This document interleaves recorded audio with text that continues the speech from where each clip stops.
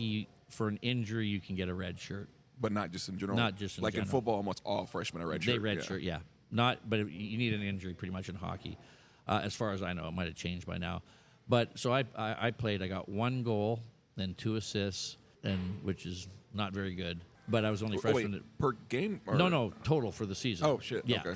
But I played on the 4th line, which is the bottom line. For us, that'd be string, right? Yeah. Okay. It'd be like, so your first 2 lines are really good. Your 3rd line's a good checking line. Keep things neutral, bang, a lot of hitting. 4th line is the last line, but you make sure you don't want to get scored on and take some time off the clock. And if you score, great. But again, you look at it, you have 18 draft picks, and you're the only freshman out of 7 that even played. That's something in itself. Yeah, that is. But again, I'm like, what I was thinking and what happened were not even close that first year. Yeah. Wait, the coach didn't give you shit for only... No, he was happy with me going out there. And, like, really, the 4th line, you're out there, you don't want to get scored on. Okay, that's your main objective. So you're really checking hard. You're by your guy. You don't want that. If an opportunity arises and you score a goal, that's a big bonus for your team because you just want your 4th line to... It kind of gives guys rest. Yeah. You know what I mean? Like basketball, you put out a lineup for 2 or 3 minutes, giving your top guys a rest, and you just want the score to stay the same, right? Yeah. Or maybe we lose by a few, but not that bad in that time. So kind of like that. It's like damage control. Yeah. But again, paying your dues. And then the second year, my sophomore year, I came in, and I was ready. And then in training camp, I snapped my groin, so I got hurt. And so I had to miss about the first 7 games of the year, and now I'm really mad. Finally, I got healthy, and coach put me in, and first game in, bang, scored a goal. Second game scored. Third game scored. Fourth game scored. What line were you on? Second, third line. And I'm like, I'm on fire. I'm like, I'm back. I'm like, I'm going right to the NHL. I'm the man, or whatever. And then, so I got off a really hot start. Lines got shifted around. Things happened. Groin's a little sore. And then by the time we lost in the ECAC final and didn't get to the tournament that year, I thought we would have. But so I had like 5 goals and 5 assists for 10 points for the year. So, again, a very disappointing year for me. Now I'm starting to think, did I make the right decision? I'm like, all right, go back junior year. The team's not doing that good. Year starts off okay. And then the second half of the year, I get hot. And I end up leading the team in scoring. That ended up pretty good. So I was satisfied with that. What were y'all finishing at? I think we lost in the second round of the playoffs that year. But I led the team in scoring, which is a big thing. And I was a junior at the time. So coming back as a senior. And then when I was a senior, I lit it up. Led the team in scoring. I was all ECAC, all conference, all Ivy. So that went good. But there's about 2 or 3 times when I was there that I almost took off and went to the major junior back in Canada, which I was telling you about, because in that style of hockey, how to put it, college hockey is really fast, but it's not as controlled. It's more like chickens with their heads cut off. Yeah, kind of. You're out there running everybody. You wear a full face mask, so there's no fighting. There's no real tough guys. So a guy can be 5'2" and stick you right in the nuts, and there's nothing you really can do about it. Major junior, there's a lot of fighting. That's where the fighters come from. So, and it's more of a pro style. And I knew if I went there, I would have scored 60 goals and been drafted top. And I almost left 3 times. I had the opportunity, and I didn't. So I stuck it out. Then, like I said, I won the MVP and stuff like that. Were you thinking the education part was more important? No, I wasn't thinking about education at all. It's crazy. You're at one of the best colleges in America, but I was in the world. And this is funny, too, is like, so I'd boxed or whatever in Canada, and then when I went there, I ended up going down. Cornell's up on like a big hill in Ithaca, New York, and it's really elite and then you go down a big hill, and you have Ithaca, New York down there, and that's like hood or whatever. So me being the Canadian guy, I'm a boxer. So I'm like, where's oh, okay. So it's called Greater Ithaca Activity Center. So I roll in there or whatever. I'm like, boxer. I walk in, and not to be racist at all or whatever. I walk in, and I'm like, and everyone stops boxing and stares at me. And I'm like, like an old West movie when the bad guy walks in. This is kind of like Rocky when he went and trained with Apollo. Yeah, I remember that. Yeah. And I'm like, Rocky 3. Yeah, all black. Okay, me being like, that's another story for like Canada versus U.S. racial stuff. Canada is not racist at all. Like we don't even talk like have any of Because those. diversity is your strength. Yes, it is, but our That's being sarcastic. yeah, exactly, Yeah. because our prejudice and racism there is with the Native American Indians. Oh, okay. So the Indians are in poverty, and we did take their land and have done a lot of things to them. So in Canada, there's a big racist thing between whites and the Indians. Go ahead and breed him out. No, we they're bred ours out, man. exactly.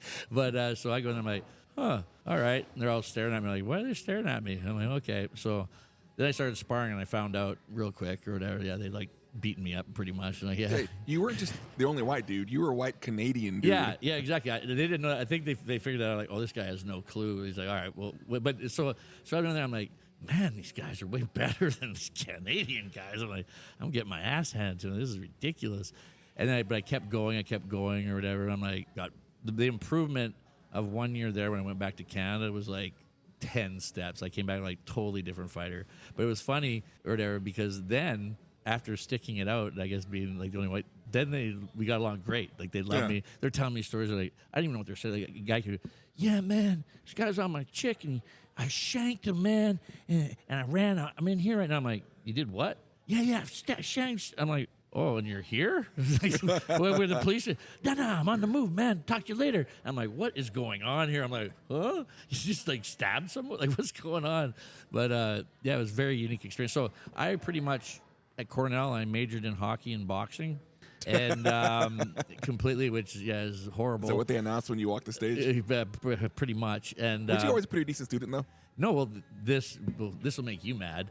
Like I ended up with a 3.3 GPA, and I went to probably 30% of my classes. The fuck? Don't they keep track of that? Yes, they do, but there's ways around that. And also, I will say I failed my first course ever, biology, my freshman year. I didn't go.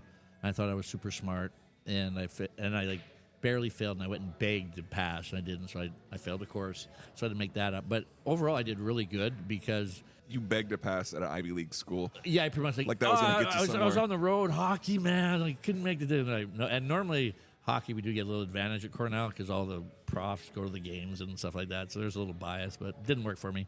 I saw the American movies where they let the football guys, hey, pass in, pass out. Hey, maybe I can do this to hockey player, but that didn't work. We're bad influence. Yeah, exactly. But they had a thing called Take Note, which someone would professionally go to the classes and take notes, and you could buy Take Note. So you'd buy the notes, and I had a real good. I was smart at memorizing stuff and all that. So, and at Cornell, it's all on the curve, which I had no idea about this curve thing. And so, like, I got like 88 on a test, and I got like a C, and I'm like, what? And I'm like, so you're competing against every single other student. Yeah. And all the students, all they do, because this is elite academic school, is they go to class, every one of them, then they go to the library for 4 hours, and they study. And meanwhile, I'm playing hockey and boxing and going to the bar and not going to class. So I think actually getting like a 3.3 without going to class. Pretty impressive. Against all these elite students, I actually think I beat them all. That probably pissed them the fuck off. Yeah, exactly. But yeah, so college was interesting. Then out of college or whatever, I went. I knew I was going pro. The NHL offers weren't as good. I got in Germany. I signed over there in the Deutsche Ice Hockey League, which is a German. It's like the NHL of Europe over there. Don't they pay fucking badass over there? Yeah, it was amazing. I went over there like 21, 22, making big money. They give you a sports And that's car. a badass place to fucking live, from what I hear. I was in Iserlohn, which is close to Dusseldorf. It's actually amazing, like Hamburg, all these. It's crazy. But another thing, talking about soccer earlier, to put in perspective. So our arena sat like 12,000 people or whatever, and we'd sell it out. Pretty raucous at it, NHL averages like 18, 19,000 or whatever, but it's still 12,000, so still good. But and they're different fans. Like they buy your jersey, they have scarves on, they have pins on, they have hats on. If you watch a soccer game, right, and they sing, and it's like what's going on in here at the start? But it's really neat. That's pretty cool. But so it's funny. We were in Dusseldorf, and I walked out pregame, and the soccer stadium. I walked out in the soccer stadium. I'm like, holy shit! And it seats like 90,000 people, and this is back in this is back in like 95, and I know NFL at that time was 60,000 was big, right? A big stadium in the NFL, and I'm like, oh my god, So like hockey's really big in Europe, but soccer dominates. It's the number one sport in the world. Yeah, I think baseball's actually catching up. Might be, but I just like soccer does. I know someone, but I saw. I was like, holy smoke, this is crazy. That's pretty cool. Yeah. So I went over there, and that went really good. I think I was like 8th in the league in scoring. Really fun being that young and getting a lot of press. And What do they pay? it was $300,000 tax free. Wow. First year there, and like I said, they pay a nice flat. They pay for that. They gave me a Mitsubishi 3000 GT. I don't know if you remember I don't that know what car. that is. Yeah, is a red sports car. I thought it was cool driving around in that. They give you that for Is free. it for every player or just top players? No, every player. Yeah, it's funny. I was talking about Dusseldorf. Every player gets a new BMW. Oh, like, wow. Bang, yeah. But that's the plants right there. So probably a BMW there costs $25,000 or $30,000. But You sell that at a 12,000 person stadium. yeah, yeah. Guess you earned it. Yeah, you do, and it's big or whatever, but stuff like that. But then, yeah, and so that's what happened till then. Are most of the players American and Canadian? No, Or a lot from Russia? this is the interesting thing. At the time, they were only allowed 6 imports. Okay, so on your team of 20, that means you need 14 Germans, and then your 6 imports are all Canadian, American, or Russian, or one of them. So your 6 imports are paid really good, and your imports decide who wins the league pretty much. At that time, Oh, no shit? Yeah, yeah. Because the native Germans just weren't as good at hockey as... They're good, but they're not as good as the imports. Yeah, kind of a deal. What sport is Germany good at? Germany, oh, they're really good at soccer. Germany's always in They're there. not as good at genocide as America is. I see way more Jewish people than I see American Indians walking around. Well That was, put. that was a dark fucking joke. Well, very, very dark. But God damn, dude. I'm like, whoa. But The funny part is you laughing at it, motherfucker. yeah, I know. But here's what's crazy is I'm going to throw something back to you. So my grandfather in World War II, he was on the big bombers, and he was the navigator on the plane. Oh, wait, y'all fought in World War II? Do I have to give you the whole history lesson? This drives me nuts. Okay, you know D-Day, right? Yeah. You had 3 beaches. Mm-hmm. Canada had 2 beaches, and Britain had 2 beaches. The funny thing is, though, Britain always takes, because we were part of Britain still technically at the time. Britain there's 4. No, Canada took 2 of the beaches. You got 3, and Britain got 3, and everyone in Canada was in that war because we were still part of Britain at that time. Just like Australia, there were a ton of Australians. Yeah, they were. Yeah. They fought the Pacific a lot in Australia. They helped us out with Australia helped Pacific, Japan, and we helped huge in Europe. But yeah, every Canadian was over there, fully the whole country. So yeah, and we had tons of factories and all that. Y'all were a But since smaller then- population too, so you're like, Yeah. that probably decimated the fuck out of y'all's malpopulation. It probably did, but I'll tell you what, we were a force to be reckoned with. But after that war, we have just shut it down. We're like, we're next door to the U.S. Oh, that's awesome. We don't need any planes. We don't need a military. The U.S. will protect us. I forgot what comedian it was, but the best. We the have best, like two old F-15s from you guys and like I don't know, some little boat. the best border control. The best border is called America. It's like, Exactly. No, but like we're gonna start shipping them up there too, man. well, Diversity is your strength. hang on. Here's what's funny. I was just in Canada with my daughter, right? So I'm coming back over the border, and my parents are moving houses. So I've got all these boxes in the back of my truck, and I'm like, oh boy, here we go. I'm with my daughter. I'm like, we're getting searched for sure. And pull up, going back, like going into Canada was easy. They're like, oh, here's a great question. Oh, you're in Texas, huh? Do you own any guns? This is the Canadian going to Canada. I'm like, what? And like, I don't have to answer that question. I'm like, no. He's like, oh, okay, all right. Like, what is it? I'm like blown away. Matt, do you have any weapons on you?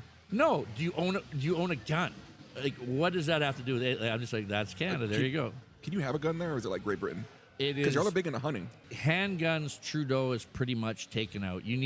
There are handguns, but you need to be like police officer. He's a pussy. Oh, he's a bitch. Yeah. He got elected because he's handsome. Yeah, this could get ugly, right? I might go on tangents, dude. Tangents. So y'all did fight in World War II. Okay, y'all do have some sort of elite force that's like insanely good. Actually, I'm going to tell you this. The Canadian Special Forces are... That's what it is, yeah. It's the air... What are we damn called? We're in the top 3 or 4 in the world. Like, we are... Y'all, the Israelis, America... And Yeah, like... actually, a lot of countries have some pretty good... Yeah. Like, forces and kind of things. The air